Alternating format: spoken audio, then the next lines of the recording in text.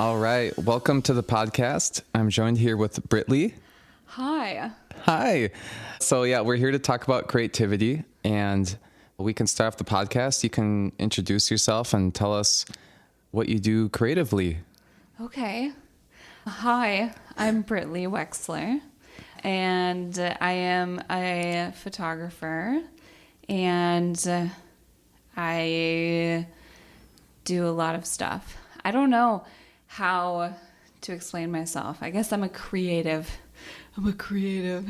Yeah, absolutely. I think outside of the box, and I like to do art projects and shows and bring people together. So I guess that's a creative element of what I do, is bringing people together in fun ways. Yeah, absolutely. And Britleigh is my studio mate here at Sturdy Studios. Sturdy Studios.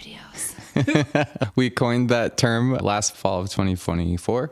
And here at Casket Arts building. And we're both photographers. Sturdy photographers. Yes, very sturdy. Yep. And Britleigh is also involved in other creative things too. But I feel like you're really good at cultivating community, bringing big people together. And I think that's creative problem solving in a way too. Maybe you think of things in creative ways, or creative problem solving. Do you think that's true? Oh my gosh, yes. I've always thanked the universe for not being gifted a bunch of money, because I find ways creatively to pay my bills, and it's really fun. I love that. Yeah, because I think that it's in this day and age too, it's harder maybe for my personality and many other personalities just to imagine doing one thing and one thing only. And not saying that a lot of people do or don't, but I think it'd be hard to just do one thing. It is. Yeah.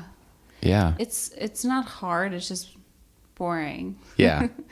It's like not exciting. It's not, to do the same thing over and over is, I don't know, mind numbing.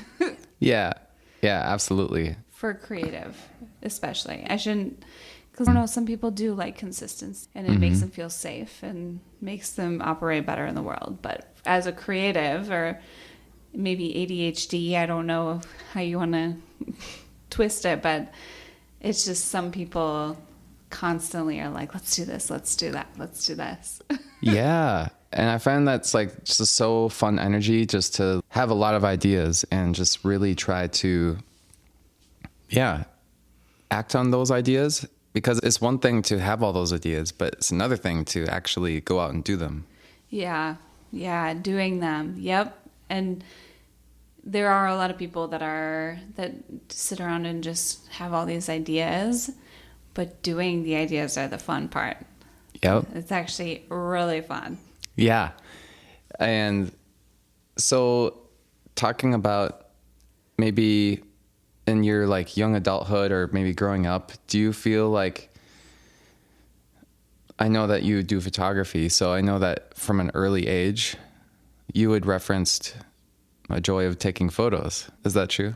Yeah, I love it. Yeah. I loved it then. I discovered it because I think people have always fascinated me for some reason. That's like my subject for everything. It's like people and getting to know people, and photography was a way that I discovered I could capture of course, like the beauty of people and communicate, almost like a way of communication. So I really drew to photography. Yeah, absolutely. And I think that it's that curiosity. I think curiosity is a key word when it comes to creativity, because if you weren't curious, you probably wouldn't really seek it out. Yeah. Yeah. No, that's so true. And being curious about the world around you, and just, creativity goes with the idea of youth. And I remember distinctly being in the 3rd grade, and my 3rd grade teacher said to us that it's a fact that when you become an adult, you become less creative. And I was thinking, and less imaginative, and it's just what happens. And I'm like, why is that a fact? And Wow. I still was just like, why is that? Why do I have this doom to look for and all that stuff? And I don't believe it. I don't believe that's a fact. I think that teachers bullshit. I think that I'm more creative in different times in my life, that I'm less stressed, because what I think she is missing here is that when you become an adult, you have all these responsibilities of money and stress and making sure things are aligned and your bills are paid and there's a roof over your head and everyone's fed, and you don't get to be creative because it blocks it and you don't open that space. No, it's not a fact. I don't remember her name, but third grade teacher. To be anonymous. Yeah, I don't remember her name or else I would. Okay, yeah. Yeah. But yeah, I think that creativity is, I think that we all have it. And got pregnant brain right now, so maybe I lost the original question already. That's okay. But that was my little tangent on creativity, and you don't lose it. It comes and goes throughout your life. Yeah, absolutely. And I feel like there's one thing I find that's fascinating too, is just like our daily lives, our personal lives really influence our creative lives as well. So it's fascinating to think about what you experience in your personal life really shapes and forms like what you do in your creative life or in other areas. Yeah. That's really interesting. Yeah. So I think that I like to think of examples sometimes when it comes to maybe like a specific project or something where maybe you didn't know what to expect, but you were really happy with the result. Or it was just like something you just thought of one day and then you went out and did it, and then you're like super creatively fulfilled with whatever you did. Yeah. Can you think of like an example? I probably could think of a lot of examples. Yeah. One thing that I always think about, and I hope I'm answering this question, my brain starts to travel, and I'm apologize. Creative brains. Yeah, and yes. So I met another photographer. We meet lots of photographers, and sure, Nick, you've met people that are very different styles than you. And this guy was like from New York, and he was here for a little bit, and he wanted to do a photo shoot with me, like a co-shoot. And he's like, I know these, like, this modeling agency, we can get real models in and stuff. And I was like, cool. I know some creatives in Minneapolis that aren't top models. They just are really like fun, and they have like cool style and whatever. So I have this guy from New York who shoots these like high-end fashion shoots with these fashion models from Minneapolis, and I brought in these like creative artists with really cool wardrobes and stuff, and they both were amazing, like modeling and stuff, but the models had these go-to poses, and it was perfect. Like I was like, I don't even need this fancy camera, I don't need anything, because they're doing exactly what they need to do. Like I could be anybody and take a good photo of these people who knew how to pose. They're gorgeous. And then I had these creative models that were like more like still the same concept, but they were more fluid and more like, ooh, let's try this, let's do that. And we came up with these really weird poses and like fun poses. And the dynamic with them together was so much fun, because you had like the beautiful poised supermodel with this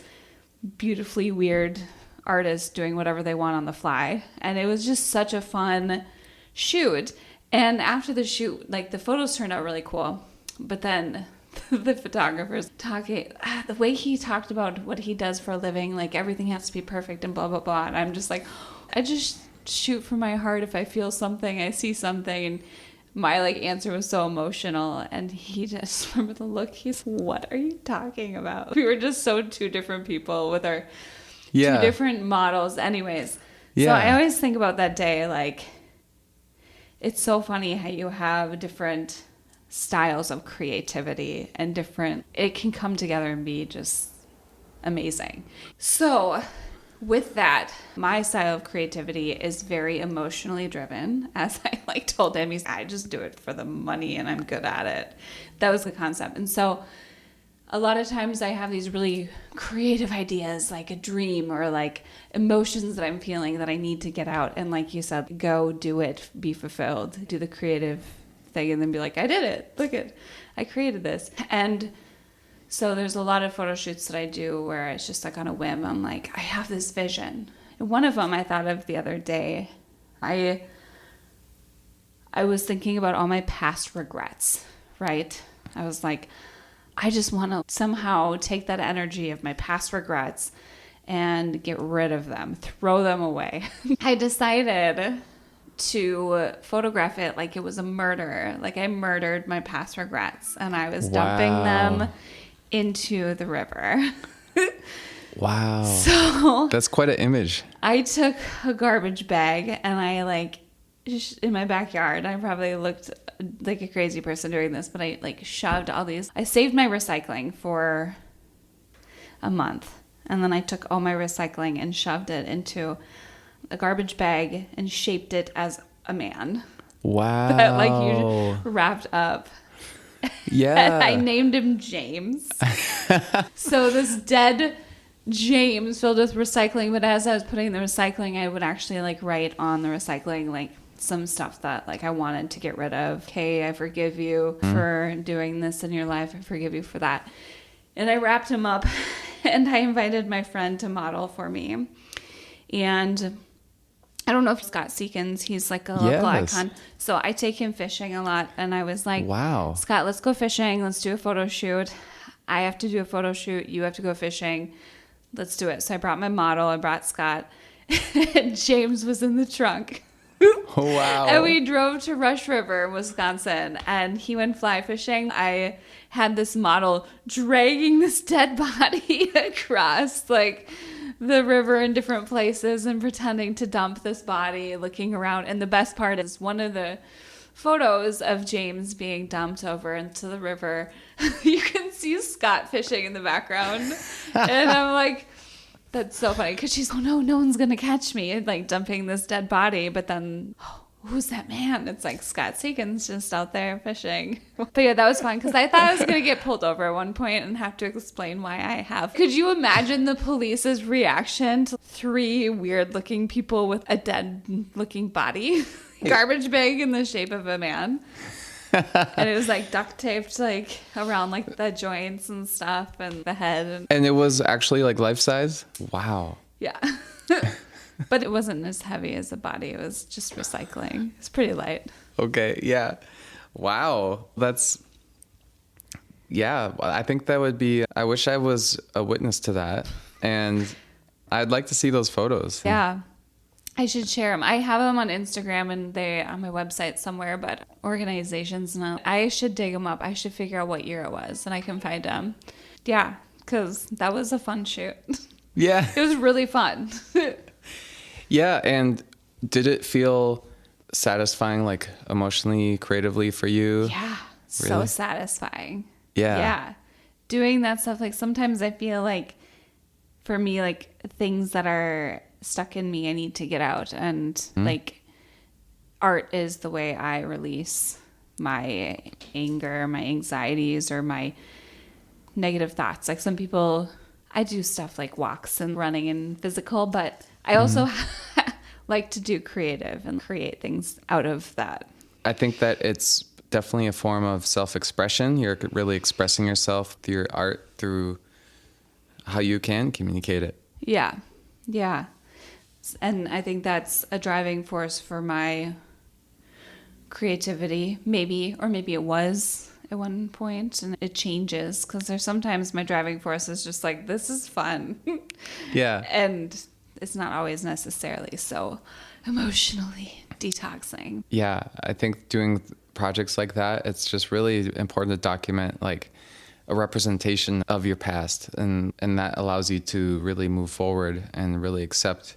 Maybe it's really symbolic. Maybe it's like a passage of embracing who you are now and what you're going to focus on in the future. Yeah. Yeah. It's nice. I think that's why they have art therapists. Oh, yeah. Yeah, I think that's why art therapy is a helpful tool because I think a lot of people feel that way with their art. Yeah. So I'm not super familiar with art therapy. Do you know much about art therapy? I don't. I'm not an expert, but I did take art therapy. It's just like therapy, but instead of sitting and talking, they have you create artwork and maybe talk while you make art, and they guide the art. They're like, okay, today I think I'm gonna have you make a collage or a vision board using these cutouts and blah blah blah. But when I did it, I ended up quitting art therapy because I'm like, I pay you a lot of money to do what I already do. Yeah. So it didn't work for me, but I could see how, like, if somebody who maybe doesn't do creative outlets or stuff like that, and they try art therapy, they might open up something and heal that way. Whereas, like, that's the only therapy I do know. So maybe I should go just talk to somebody because I need more structure because I'm already doing the art part. Yeah. Find what's best for you. Absolutely. Yeah. Yeah. So when you envision things in your mind, yeah, I'm just trying to think of like different creative processes, like what inspires you, because you just described that one themed shoot. Yeah. In photography or outside of photography, do you do other types of themed types of projects? Yes. Maybe within or without, you said. Yeah. I would. I just talked about this. Sorry, I'm going to grab my sweatshirt. I just talked about this on another podcast this week. But so I started my podcast for a year-ish, and I was like, I love this, but I'm not satisfied. I love bringing people together with stories, but I want people now to meet in person. So I was like, I need to throw art shows. So I was just like in this deep creative space in my head, and I was like thinking about all these really cool themed art shows that I wanted to do, and I would do them and I would bring people together. So my very first podcast studio was at a music studio that had this big, you'd rent a room similar to Sturdy Studios, except they were a lot smaller because they were for like band practice. And then in the middle of this space was like a giant room that you could rent out for filming music videos. Or in my case, I used it for photo shoots. Cool. Because I was like, okay, I'm going to use what I got. That was like somewhat of a studio.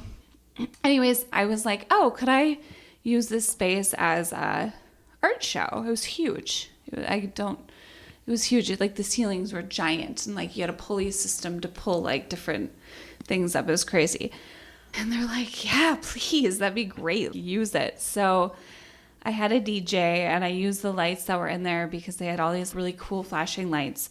But what I really wanted to do, so this is a complicated, layered art show that I did, okay? So bear with me. So the art part, I had this model in my studio that had this multicolored hair, and then she's just like she was like real life. Who's that bright character cartoon, like Light Bright or whatever? Do you know what I'm talking about?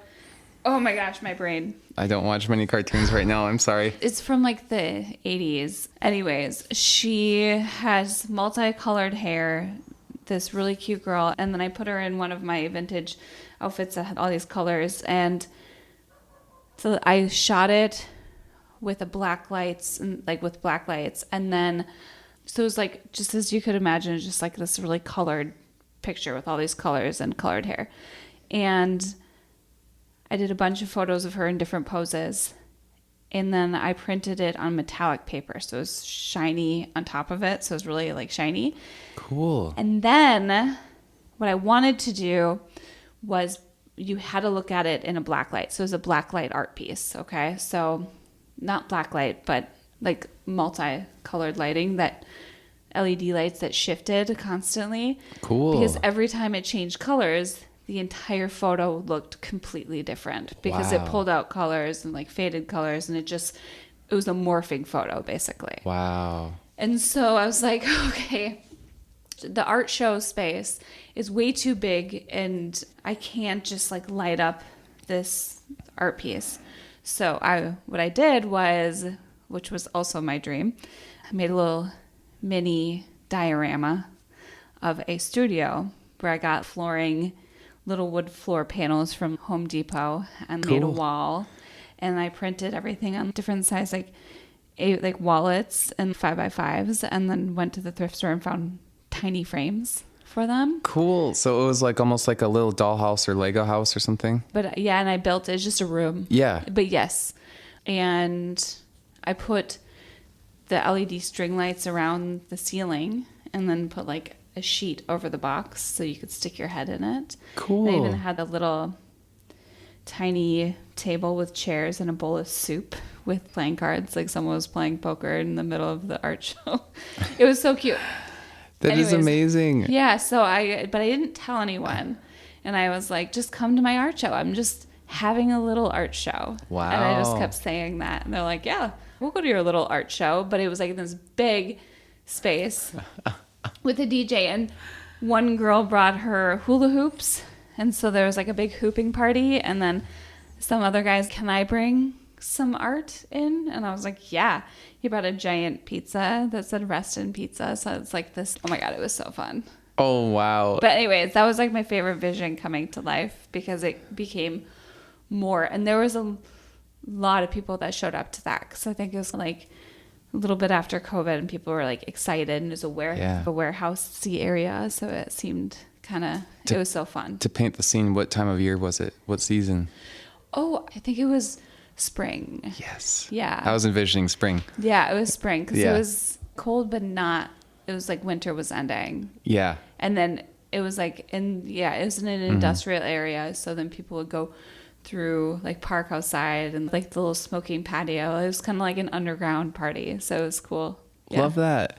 And when you were talking earlier about the colors shifting and how you look at it, I feel like that's such a metaphor for different interpretations and perceptions when people look at art. Yeah. Because one person will perceive an image totally different from the next person. Yeah. Not saying that's always the case, but there's that possibility. Yeah.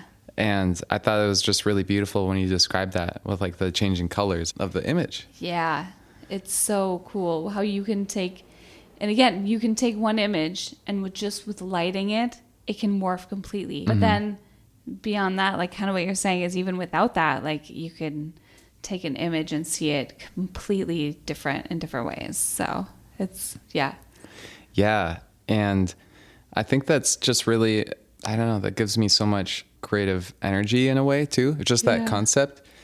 And also like just thinking about collaboration of just like having all these people coming together. And I'm curious about the reactions to like the house. Did people stick their... Oh my God, they loved it. Some people were Yeah. dying. They're like, oh yeah, you're just having a little art show. I was like, surprise. Like they loved it. And they're like, where's the art? What do you mean? And I was like, it's in that box. They're like, what? I was like, just put your head in there. It was so cool. And they're like, I was like, see, have a little art show.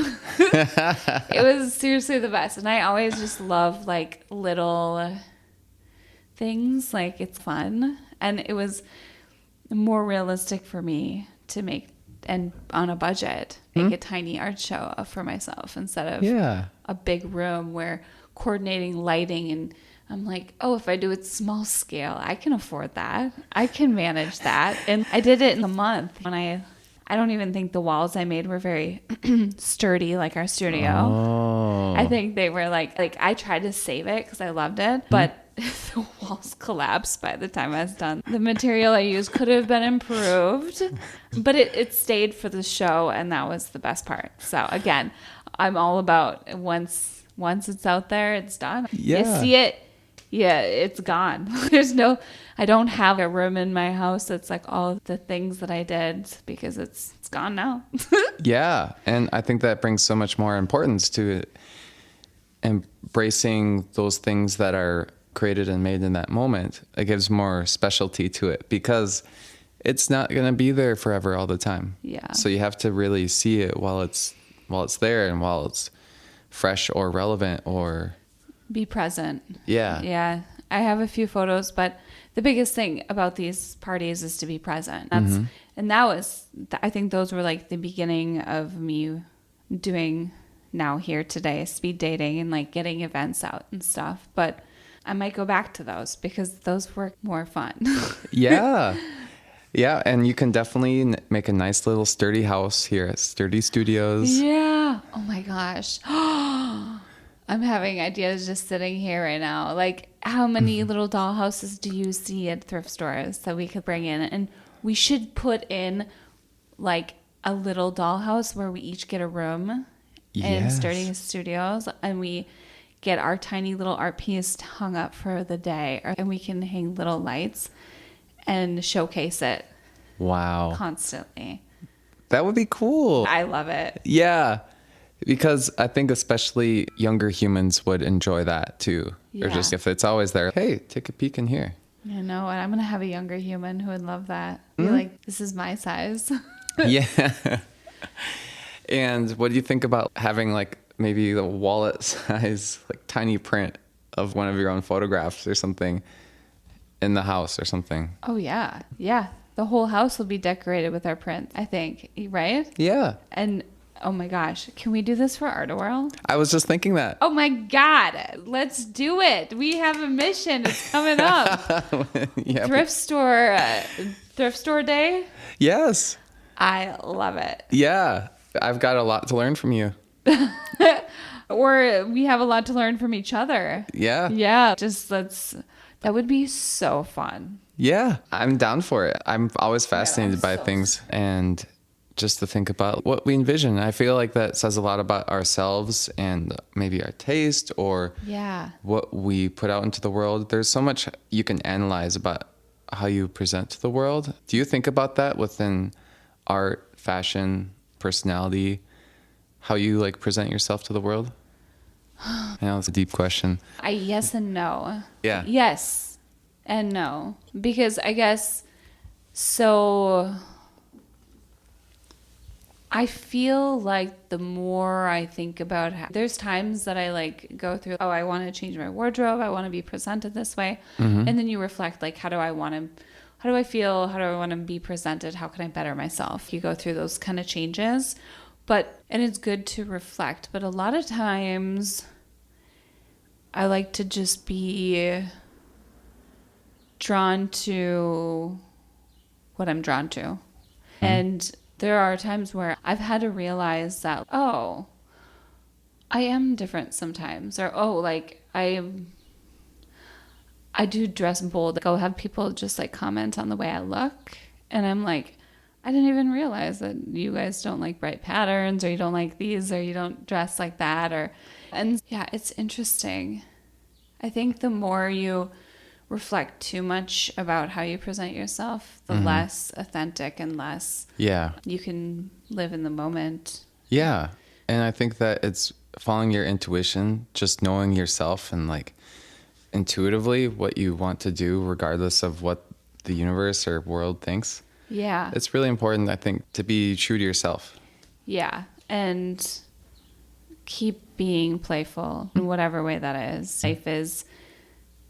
Life deserves to be treated seriously, but it also should be, it's like a balance, finding that balance. And once you do, I guess, because it's so weird for me to say, because I am a very serious person, but I'm also like the most playful person, which I don't like. I don't know. Some people see like just the playful side of me and they're like, think I'm just run off fun. And then there's people who see like the very serious side of me, like maybe my partner or my family, and they're like, okay, she's so serious. Yeah, and it's so interesting because I don't think of you as a very serious person, but maybe it's because I'm good. Maybe because we're just playing with cameras at Sturdy Studios and stuff. Yeah. But I guess where like I'm serious about respect and my word to people. I'm serious about saying how I feel, and like I'm serious about protecting. I'm a protector. Like I like worry about people and stuff. And I always try to align life where things are in place and that there's structure. Like I'm a very structured person. Does that make any sense? So it's weird because I have this side of me that's very structured, in place, and I'm like, but then once that's there, I can feel safe to be myself, which is free. Yeah. If that makes sense. Yeah, that does make sense. I want to build a house so that I can play in it. Yeah. I remember hearing a quote saying that the more structured you are, the more freedom you create in your life. I agree with that. Yeah. Yeah. And that's a good one to remember. I think that thinking of astrology, maybe I'll speak about astrology and how that relates to creativity and different personality types and motivations and stuff, because I know that you're a Virgo, correct? And my stereotype or perception of Virgos is that they're earth sign, that also they really value structure and order in their life. So I think that what you're describing to me aligns with my perception of Virgos. Oh, yeah. I could see that. Yep. Yeah. Do you follow astrology much or no? A little bit. I know a little bit. I like to listen and put it in my back pocket and know it. It's fun, but I don't read about it. But it's fun to hear about it when it feels relevant to your life, but if you don't always have to be tuned into it. Yeah. I do notice patterns between people and birthdays. And are you an Aries then? I'm a Taurus, actually. You are a Taurus. Oh, yeah, because that's past like the 23rd or something. Yep, April 25th. Okay. Remember, listeners. Yeah, I have a lot of Taurus friends. Tauruses are cool. Heck yeah. I know. Earth signs. Yeah. I know. We get along. We're on the same level. Absolutely. So down to earth. Yep. But I really like that Virgo organization. I'm a Taurus, so it's sometimes I feel so laid back, it's hard to create the structure or the fire within myself to get started on things, because I think I value comfort so much that it's easy to quote unquote be lazy. Yeah. Or stay in a comfort zone in a way. Yeah. So I think it's a good challenge for me to be self-aware of, okay, how can I create daily goals for myself, or to really get started on projects, finish projects. And yeah. And that's a common thing. And also with that, sometimes creatives have an idea and some projects just aren't meant to be finished. That's true. If it's not, it could be a really cool idea, but then once you start it, you realize that it doesn't fuel you as much. That's just my opinion. Maybe someone else's could say, no, you should finish every project that you start. But I feel like in my experience, there's things that die out and you're like, oh my God, I'm going to do this. And then it dies out. But then the ones that stick are the ones worth continuing and ending and stuff. And that's the whole point of playing. It's like projects are like Play-Doh. You like create it and you're like, no, that's not right. Or maybe not Play-Doh, more like pottery. Like where you create it and you're like, I'm going to redo it. Okay, no. Yes. And then you fire it. Yep, exactly. And that is a really good metaphor. I like that visual. Yeah. I just thought of it now. Genius. Yeah. This is how I anticipate creativity. It is. It just comes and goes. It is. It's fun. And I like the aspect of creativity being this off color. And again, I have these two fighting sides to me that like when I'm more stressed out, I'm less creative. But when I'm less stressed and say like you say something like a sentence and you say it again and you're like, wow, that's a really interesting sentence. And then you deep dive into the sentence and then make it like this really funny thing. And that's creativity. You're taking something that means something and then all of a sudden like breaking it down and creating something else out of it. And it's fun, it's light or interesting or deep or something. Like that's how I see creativity, where you see beyond the structure of what you're supposed to see. Does that make sense? Absolutely. Okay. Yeah. What you just said there too is just wow. This is why I love having these creative conversations, because it's so cool to think of that perspective and that unique perspective. Yeah, if that makes sense. Sometimes I feel like I overspeak it. One thing I remember someone analyzing my creativity, a friend of mine, or my personality rather, and they were talking about how, like, my personality, I really thrive on creating something in the world to share with other people in a collaborative way. And I feel like to a T that feels like photography, because we're collaborating with someone to create an image that can be, it's a mutually created image put into the world that couldn't have been creative like individually, if that makes sense. I'm just thinking of that picture you did on the bridge at Lowry Bridge when you were saying that could have never existed if you weren't there. Remove you, and the memory of those people on the bridge is still there, but without creating, I don't know. Yeah, were you talking about like the group shot of people on the Lowry Bridge? Yeah. Even just something like that. Yeah. How did you guys get to there? Did they want it on there, or did you? It was my idea. Do you what I mean?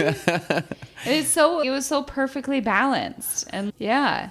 Yeah, thank you. Yeah, I'm a photographer for a local yoga studio, and we did some in-studio shots, but it was last fall, and I was like, I go over the Lowry Bridge all the time, and I've always wanted to do folks doing yoga poses. The bridge looks like a giant yoga pose. Yeah, it's very modern looking bridge for those who aren't familiar with the Lowry Bridge. It's like a down dog. Yes. A sleek, modern down dog. If a bridge could do a down dog. Over the Mississippi River. What? The Mississippi River. The old Mississippi. Take a sip of that. Take a sip of that river. Oh my gosh. Sure is mighty. Oh my gosh. Okay, now I'm just picturing that like the Lowry Bridge was once just like a normal round bridge, but someone was like, it just started doing yoga poses and ended in that one. Yeah. Well, just freeform, y'all. Yeah. We'll see where this goes. Oh my gosh, that's so cool. That's now the yoga bridge. Yeah. I love it. I'm going to cross the Lowry Bridge. You mean the yoga bridge? The yoga bridge? Do you like yoga? Yes. You're gonna love this bridge. Oh I need your soundboard. I know. You can add one. Yes. You should add a little soundboard inserts. Yeah. Oh my gosh. So you start like that was just what came to my mind, but like without you having that vision and seeing that and then incorporating it with your yoga studio, they're the subject, they're the creative, they're the studio, and you came in with this idea and you guys collaborated, and that's how it's so cool how creatively collaborating works. Yes, thank you. Yes. And shout out to Hum Yoga and Bar Studio. That's the name of the yoga studio. And Britleigh is drinking a Hum kombucha right now. But I don't know if they're related. No, they're not, but that's okay. Okay, so Hum. Okay. Shout out to them. And located by the Yoga Bridge. Cool. Very cool. Yeah. It is located over there. That's really... It is. Oh, very cool. So that's even more special. Absolutely. It really is. Yeah. Do you play any instruments? I feel like I'll edit this out if you don't. I used to play guitar. Okay, I used to and flute when I was younger. I was never good at the guitar. Like, I really loved it. I played flute in the band for a while, but then I was like, I love guitar. But I never got past the basic songs. Yes and no. Yeah. But anyways, going back to what you were saying though earlier, I think that growing up, we're both millennials, correct? I think there's such a benefit to growing up without technology and being allowed to be bored in a way. Have you ever thought about this concept? I think that the times in childhood when we were bored and there wasn't much to do, we just, in different ways, or at least I'll speak for myself, like going places, doing things, or repeating things to like really improve our skills. And I don't know, could be I got really good at baseball because I just threw a wall on the roof and waited for it to come down and catch it. And Oh my gosh. And yeah, I feel like that's contributed to me in modern day being pretty good at defense and softball. Yeah. Anyways, No, that's I love that. You're right. Because I never thought about that. Like being bored and within yourself and finding ways to entertain yourself. Right now, like even I notice, like we're conditioned to stand in line and be like, where's my phone? yeah. Let's check my phone. Mhm. Or like, as a child, we didn't have that. I remember, yeah, things that I would do to entertain myself. Yeah, it's very interesting. Yeah. Can you think of a specific thing that you did? And if it's okay if you can. I was a weird kid. I used to make up stories and then, That's creative. yeah, I used to tell them to the other neighborhood kids as if they were like real and I'd freak them out. And I loved it because I would get them so involved in these stories and they would be scary stories. And I would always tell them that it was true and that they would go home running and crying, freaked out, like, I gotta go. But to me, I was a success because my stories were believable and moving. But as an adult, I've had many of their parents tell me, you were traumatized by kids. But I was such a creative person and and it wasn't a mean thing. It was just like I love stories. Like I would have notebooks full of, I also wrote, so I had notebooks full of like stories I would write. And they were always based off my boredom because I do remember one specifically that I got dragged to. Do you remember Weight Watchers programs? They were really popular in the 90s and my mother went. She was never overweight. I just have to put that out there. She's always tiny. But I would join her on errands and I'd be bored and I just have this notebook and a pen. And so then I like wrote this story about this girl who was really thin and was born into an overweight family. And she was like really into health and they were really into junk food. And it was like this weird dynamic. And I don't remember the whole thing, but that's what I wrote. Like weird stuff like that. Yeah. So yeah, if I had a iPad, I don't know who I would have been. I don't know if I would have been able to write weird stories about obese families that weren't into health. Yeah. Oh, going back to scaring those kids, maybe your creative mission was accomplished there. Oh my gosh. I used to hide behind dressers during hide and seek and pretend that there's ghosts in the rooms that they were looking for me in. And they would never realize that it was just me hiding really well. Oh my goodness. And for context too, Britleigh and I and our other studio mates, we did have a podcast episode about ghost stories. Yeah. And so I feel like that's on brand for what you're bringing up in a way. Yeah. For me, I feel so bad because these memories for me were really pleasant because I accomplished scaring people. And I was really good at it because I was hide. Like they were always afraid of this big one of these houses because we had, of course, the neighborhood was spread out and we just ran around. We ran like back in my day, like we just were let loose. I'd run around the neighborhood. So down the street, one of the kids' dad was a hunter, and in the basement, he would have all his taxidermy heads, and so I hid in there because no one wanted to go down there. And then when they realized that she might be down there, I would start throwing things around and like scratching at like doors. Wow. And they would be so scared. And then when I knew they were clear, I'd come up and come out of a different room and be like, you guys didn't find me in this room, did you? Oh my goodness. It was just, that was what I did with my boredom. And I feel bad. I think I really scared, like, I may have traumatized my classmates. Yeah. Yeah. What you're describing sounds like a really successful Scooby-Doo episode. And you did get away with it. I did. And with those meddling kids. I bet those kids to this day, they were like in their 30s and they are like, I saw a ghost when I was a kid in my dad's basement. And he used to be a hunter. And I swear the animals would run around and scratch at doors.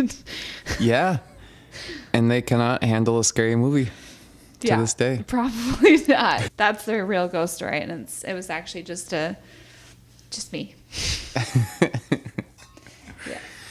So yeah, if you're tuning in right now, the secret is revealed. I am your ghost. Plot twist. Yep. If you're experiencing any ghost-like experiences in a certain era, it was probably Britleigh. Yeah, it's so funny because now that I'm an adult, I just love sneaking into my friends' houses and pretending to be ghosts. No, I'm just kidding. I don't. That'd be a weird thing to carry on. I hope that you teach your child to scare like you did when you were a child. Yeah. What did you want to teach them? How to traumatize other people. Let the legacy continue. Yeah. I feel bad. Watch out, Northeast Minneapolis. I know. The ghost is back in town. The ghosts are back in town. Ghosts are back in town. I love it. The creative ghosts. Yeah, creative ghosts. Is that the name of this episode? It should be. It might be. Oh, yeah, I'm bubbly. Oh, yeah. Oh, I got another burp there. Oh. Here are those pesky bubbles there. Are you Norwegian? I am. Yeah. How'd you know? I can tell. Oh. Yep, I'm Scandinavian. Are you Swedish? Yep, and Swedish. A little German? Yes. Oh my God. And just a tiny bit of Irish, but not much? I think it's just the first three you mentioned. Okay, I thought we were on something.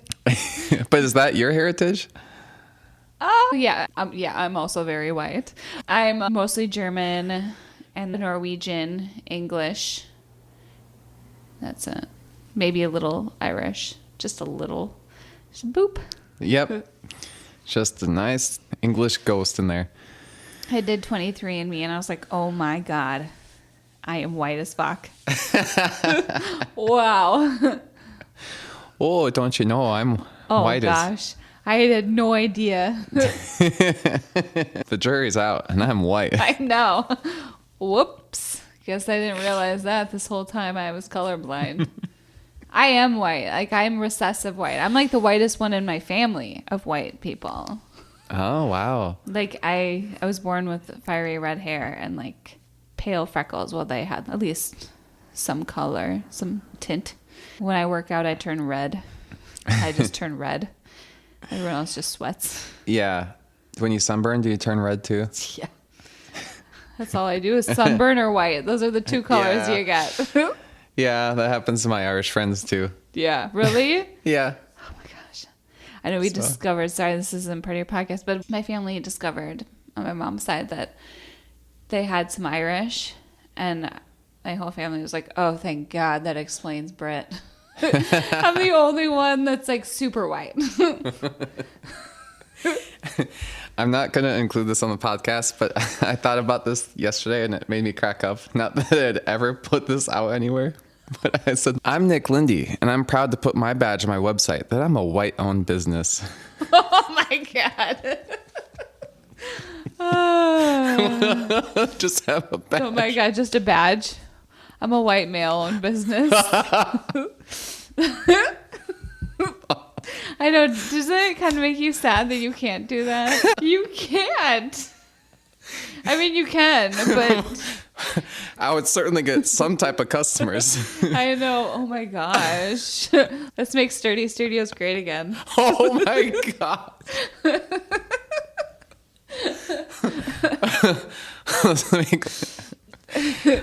You know who I'm talking to. This is a white-owned business here at Sturdy Studios. What if you were just like But what if you were just like sweet and naive and didn't understand things? And you were like, you just were like copying websites like woman-owned business, black woman-owned business, minority-owned business. And you were like, white male-owned business. And you just didn't know. You were just like... I feel like that would be like it's an adorable sketch, like for just like a cartoon, like the Simple Nick. Simple Nick wants to start a business. Naive Nick. Naive Nick. Yes. See, I think we're onto something. Naive Nick. There's so many things you could do with that. I'm gonna start a business. What's my dream. I want to be an established white male artist in Northeast Minneapolis. In Northeast Minneapolis. Oh my god, it's too funny. Oh my god. It's too much. I love it. Yeah, I thought about it when we're talking about all our whiteness. And so here's the perfect time to plug our white-owned business. So funny. I know. We're a white-owned podcast. The new podcast, White on White. I know. Oh, I know. It's White jokes. I know. Are you... What if I just did a whole stand-up bit just making fun of white people and myself? Yeah. I'm so white. I really do like classic jokes, though. How you your coffee is how you like your person. And my favorite is, I like my coffee. I like my women. Black and bottomless. Bottomless. Yeah. Just keep bringing it. Well, I guess if you're thinking about like bottomless coffee, you just keep. I like my drinks. I like my friends. Bubbly? Sorry. An Irish Bailey. I don't know. An Irish Bailey. I only like the Irish Baileys. You have this Irish redheaded friend named Bailey. Hello. Wait, that was a Russian. Hello, I am Bailey. Hello, I'm Bailey. Hello. So loud. Okay. Thank you so much, Britleigh, for having a discussion on creativity today. And I wanted to give you an opportunity to just talk about, maybe mention your website or other places people can find you. Absolutely. Thank you for having me. This was fun. Yes. And just out of this conversation, I feel like inspired. And I feel like I encourage everybody to have a creative conversation with somebody where they don't talk about anything but nothing at the same time. Wow. I'm Britleigh again, and you can find me on my website is britleighp.com.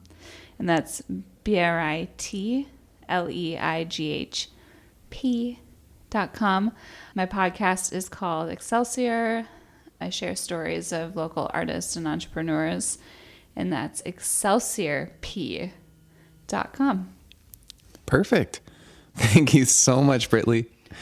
And that was a lot of fun talking to you today. And yeah, I look forward to talking to you again. Yay. Yes, thank you. You can find us at Sturdy Studios. Thank you. Thanks. Bye. Bye.